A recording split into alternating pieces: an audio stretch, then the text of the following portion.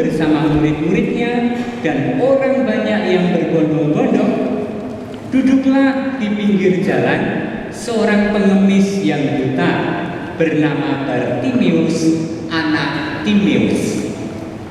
Ketika didengarnya bahwa yang lewat itu Yesus dari Nazaret, mulailah ia berseru, "Yesus, anak Daud, kasihanilah aku." Banyak orang menegurnya supaya ia diam. Namun semakin keras ia berseru, "Anak Daud, kasihanilah aku." Maka Yesus berhenti dan berkata, "Panggillah dia." Mereka memanggil si buta itu dan berkata kepadanya, "Kuatkan hatimu, berdirilah, ia memanggil engkau." Orang buta itu lalu menanggalkan jubahnya. Ia segera berdiri dan pergi mendapatkan Yesus. Yesus bertanya kepadanya, "Apa yang ku kehendaki ku perbuat bagimu?" Jawab orang buta itu, "Rabuni, semoga aku dapat melihat." Yesus lalu berkata kepadanya, "Pergilah, imanmu telah menyelamatkan engkau." Pada saat itu juga melihatlah ia. Lalu ia mengikuti Yesus dalam perjalanannya. Demikianlah Injil Tuhan.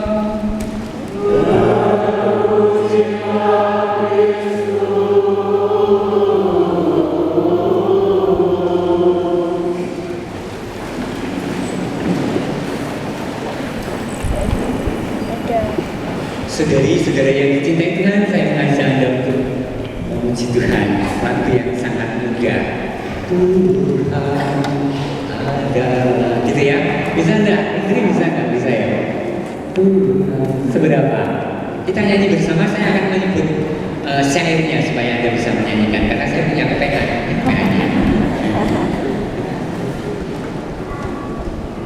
Kita input dari hati yang penuh sukacita dan syukur karena Allah yang menuntun dan mengembalakan kita, seperti dalam bacaan pertama Nabi Yeremia tadi yang menuntun kita di jalan yang rata.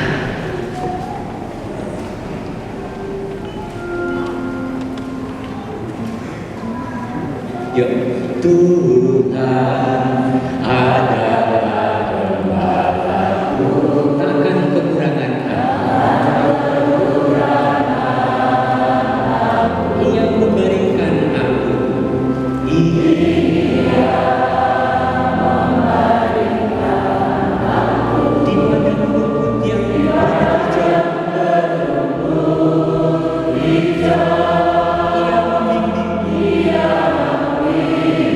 air yang tenang.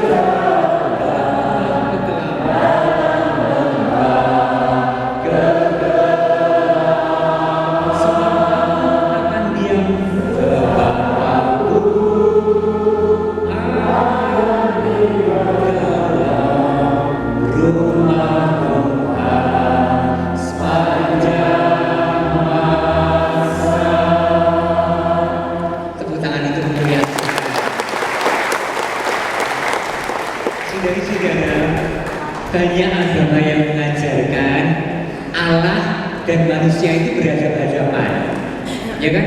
Allah muncul-muncul begini, kemudian kita takut-takut melakukannya. Banyak agama yang mengajarkan Allah itu yang mengawasi dan dengan nada marah, sehingga orang melakukan peraturan agama memang taat, tetapi tidak dengan kebebasan dan sukacita. Banyak orang melakukan kegiatan agama dan iman karena takut masuk neraka, maka juga dilakukan dengan kemarahan, dengan emosi yang tinggi, bahkan sering melanggar peraturan-peraturan agama itu sendiri demi peraturan agama yang lain. Anda paham itu? Sering kali terjadi dalam masyarakat kita, ya. Nah, khas Kristiani, khas iman Yahudi, khas Katolik adalah Alkitab yang mewartakan Allah yang bukan berhadapan-hadapan dengan manusia, Allah yang bukan hitam putih, Allah yang bukan membawa pedang dan siap mengadili, bukan. Tetapi Tuhan adalah gembalaku. Menuntut domba-dombanya amat bebek, ya, pakai putih, pakai itu, ya, giring. Kemana? Bukan kemana-mana, pasti ke yang terbaik. Apa itu? Rumput yang hijau. Anda bayangkan rumput yang hijau di mana-mana ada. Oh, di Israel, di Palestina tidak ada. Sedikit sekali. Jadi kalau menyebut di padang rumput yang hijau, tapi kau yang ada resto makan sakwar, enak banget. Neng restoran Sunda Bersih di Semarang gitu. Ke air yang tenang, tidak banyak air. Yang ada hanya Sungai Yordan. Tidak banyak belik-belik, harus jalan puluhan kilo untuk menemukan belik satu belik yang lain. Maka ke air yang tenang itu seseorang yang kembali yang sangat memberi perhatian. Dan Nabi Yeremia dan para nabi mengatakan itu terus menerus, seperti Mazmur 23 yang kita nyanyikan tadi. Mari kita lihat dalam bacaan pertama, kalimat terakhir. Aku akan memimpin mereka ke sungai-sungai lewat jalan yang rata, di mana mereka tidak tersandung. Sebab aku telah menjadi bapa Israel. Efraim adalah anak sulungku, saudari-saudara yang dicintai Tuhan. Rasakanlah itu, rasakanlah. Allah sangat peduli dan Allah sangat mencintai kita. Dan paling nyata dalam diri Tuhan Yesus. Tapi bukan hanya ketika Tuhan Yesus, bahkan perjanjian lama selalu menceritakan Allah yang sangat baik, Allah yang sungguh baik. Saya membuka kita mengambil depan beberapa di antara Anda yang punya WA, saya kirim renungan tiap hari dan Anda membacanya. Banyak kali ada firman yang saya kutip dari bacaan harian terus-menerus. Nada yang optimistik, nada yang penuh pengharapan, nada yang Tuhan melindungi, nada yang mewartakan Tuhan yang sangat care, yang sangat peduli pada setiap orang. Saya merasa diberkati untuk membaca renungan itu dan mengambil dari perjanjian lama dan bacaan pertama. Biasanya para romo dan siapapun mengurikan Injil, ya kan? Tapi saya mencoba yang sedikit agak rumit dan tidak mudah dipahami. Tetapi ternyata ketika digali, semua pewartaan ini tentang kebaikan Allah pada kita yang tidak ada habisnya. Amin. Rasakanlah itu poin pertama. Maka hidup Kristiani beriman pada Tuhan Yesus itu hidup yang penuh optimistik, penuh pengharapan, penuh sukacita karena Allah membimbing.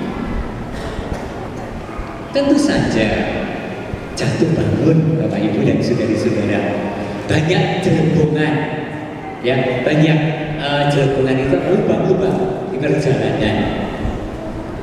Tetapi tidak pernah kehilangan pengharapan, tidak berhenti pada frustrasi, tetapi tetap berharap, tetapi tetap mengundang Allah untuk terlibat dan ikut dalam perkara-perkara hidup kita sehari-hari. Dan itu yang dilakukan Bartimeus, saudara-saudara.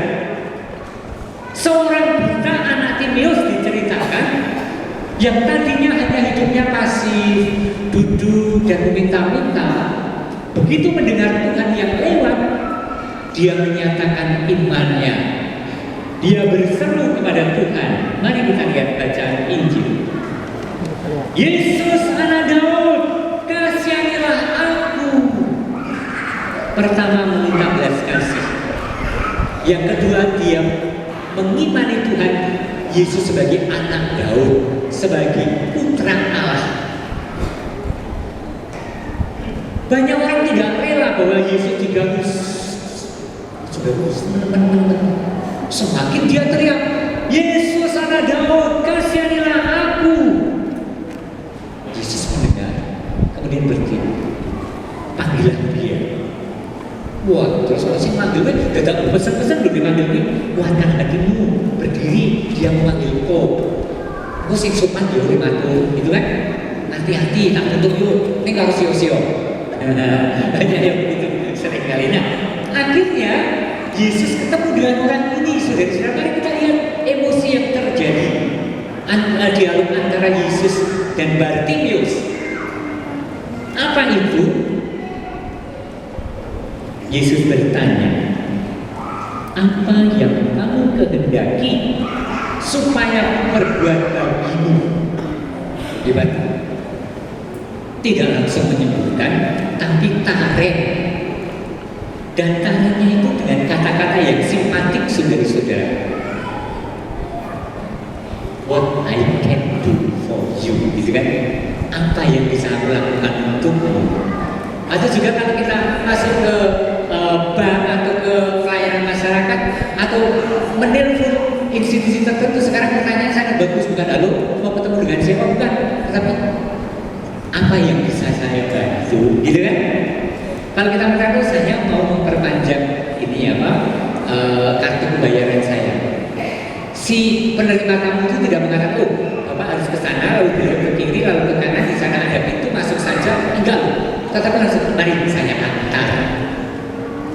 Nah, kurang lebih dialog antara Yesus dan Bartimius adalah dialog yang penuh hati dari Yesus dengan mengatakan apa yang bisa ku perbuat bagimu, atau tepatnya apa yang kau kehendaki aku berbuat bagimu. Jadi sesuai dengan kebutuhan si pemohon. Dan kemudian sederhana sekali ungkapan Bartimius yang buta itu, rabuni, artinya guru, rabuni, supaya aku bisa melihat. Poinnya apa, saudari-saudara? Mari saya akan memberikan lebih lanjut. Guru, Tuhan, tolonglah supaya aku bisa melihat. Karena memang itu orang buta. Tetapi yang mau dikatakan dari sini lebih daripada kesembuhan si orang buta Bartimius ini. Kalau kita melihat, saya ingin melihat bersama Anda bagaimana kita itu buta, bagaimana para murid itu tidak bisa melihat pekerjaan Tuhan, tidak pernah paham akan kehendak Tuhan, dan itu diceritakan. Mari kita lihat, saya pernah menguraikan di sini juga. Kita lihat Injil Markus, dari Injil Markus beberapa, silakan dicek Injil Markus beberapa bab berapa? Bab 10. Ayo yakin mau curang baku, Katolik orang baku.